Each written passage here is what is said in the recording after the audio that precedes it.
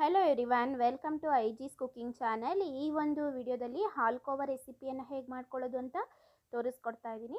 ಅದು ಹುರಿಗಡಲೆಯಿಂದ ನಾನು ಈ ಒಂದು ರೆಸಿಪಿಯನ್ನು ಪ್ರಿಪೇರ್ ಮಾಡ್ತಾ ಇದ್ದೀನಿ. ಇದಕ್ಕೆ 1 ಕಪ್ಪಷ್ಟು ಹುರಿಗಡಲೆಯನ್ನು ಉಪಯೋಗಿಸ್ಕೊಳ್ತಾ ಇದ್ದೀನಿ. ಹಾಗೆ 3/4 ಕಪ್ಪಷ್ಟು ಸಕ್ಕರೆಯನ್ನು ತಗೊಂಡಿದ್ದೀನಿ. ಒಂದು ಅರ್ಧ ಚಮಚದಷ್ಟು ಇಲ್ಲಿ ಬಿಡಿಸಿರುವಂತಹ ಏಲಕ್ಕಿಯನ್ನು ಹಾಕ್ಕೊಳ್ತಾ ಇದ್ದೀನಿ. ಇದನ್ನು ನೀಟಾಗಿ ಮಿಕ್ಸಿಯಲ್ಲಿ ಗ್ರೈಂಡ್ ಮಾಡಿ ತೊಗೊಂಡು ಬರೋಣ. ನೋಡಿ, ಈ ರೀತಿ ಗ್ರೈಂಡ್ ಮಾಡ್ಕೊಂಡಿದ್ದೀನಿ. ನೈಸಾಗಿ ಗ್ರೈಂಡ್ ಮಾಡಿ ತೊಗೊಳ್ಬೇಕಾಗತ್ತೆ, ತರಿಯಾಗಿ ಬೇಡ. ಹಾಗೆಯೇ ಒಂದು ಬಾಣಲೆಯನ್ನು ಗ್ಯಾಸ್ ಮೇಲೆ ಇಟ್ಕೊಂಡು ಅರ್ಧ ಕಪ್ಪಷ್ಟು ತುಪ್ಪವನ್ನು ಚೆನ್ನಾಗಿ ಬಿಸಿ ಮಾಡಿ ತೊಗೊಳ್ಬೇಕು. ಇದು ಬಿಸಿಯಾದ ನಂತರ ಗ್ಯಾಸನ್ನು ಆಫ್ ಮಾಡಿಕೊಂಡು ಇದಕ್ಕೆ ನಾವು ಮಿಶ್ರಣ ಏನಿತ್ತು ಮಿಕ್ಸಿಯಲ್ಲಿ ಗ್ರೈಂಡ್ ಮಾಡಿ ಇಟ್ಕೊಂಡಿರುವಂಥದ್ದು ಅದನ್ನು ಸೇರಿಸ್ಕೊಂಡು ಚೆನ್ನಾಗಿ ಮಿಕ್ಸ್ ಮಾಡ್ಕೊಳ್ಬೇಕು. ಈ ಬಿಸಿ ಇರುವಂತಹ ತುಪ್ಪಕ್ಕೇ ಈ ರೀತಿ ಹಾಕಿ ತಿರುಗಿಸ್ಕೊಳ್ಬೇಕಾಗತ್ತೆ. ನೋಡಿ, ಚೆನ್ನಾಗಿ ಮಿಕ್ಸ್ ಮಾಡ್ಕೊಳ್ಬೇಕು.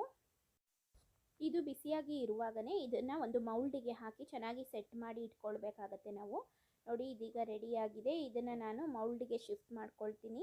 ನೋಡಿ, ಈ ರೀತಿ ಚೆನ್ನಾಗಿ ಒಂದ್ಸರಿ ಮಿಕ್ಸ್ ಮಾಡ್ಕೊಳ್ಬೇಕಾಗತ್ತೆ. ನಂತರ ನೋಡಿ, ಈ ರೀತಿ ಇದಕ್ಕೆ ತುಪ್ಪ ಅಥವಾ ಎಣ್ಣೆಯನ್ನು ಸವರ್ಕೊಂಡು ಬಟರ್ ಪೇಪರನ್ನು ಇಟ್ಕೊಂಡು ಈಗ ರೆಡಿಯಾಗಿರುವಂತಹ ಮಿಶ್ರಣವನ್ನು ಇದಕ್ಕೆ ಹಾಕ್ಕೊಳ್ತಾ ಇದ್ದೀನಿ. ನಿಧಾನವಾಗಿ ಇದನ್ನು ಈ ಒಂದು ಮೌಲ್ಡಿಗೆ ಹಾಕ್ಕೊಳ್ಳೋಣ.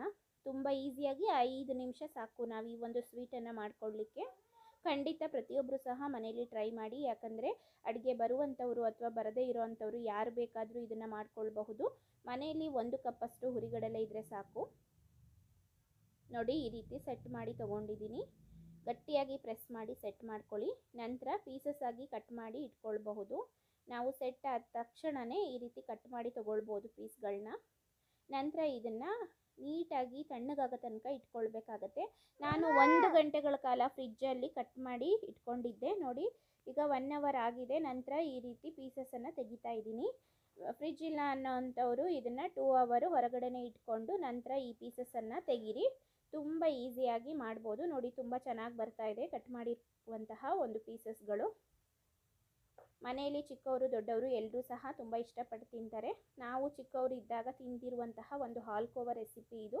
ಈಸಿಯಾಗಿ ಮಾಡ್ಕೊಳ್ಬಹುದು. ಇದನ್ನು ಮೈದಾದಲ್ಲೂ ಸಹ ಮಾಡ್ಕೊಳ್ಬಹುದು. ನಾನು ಹುರಿಗಡಲೆಯಲ್ಲಿ ಮಾಡಿ ತೋರಿಸಿದ್ದೀನಿ. ತುಂಬ ಚೆನ್ನಾಗಿ ಬಂದಿತ್ತು, ಹೆಲ್ದಿ ಕೂಡ ಹೌದು.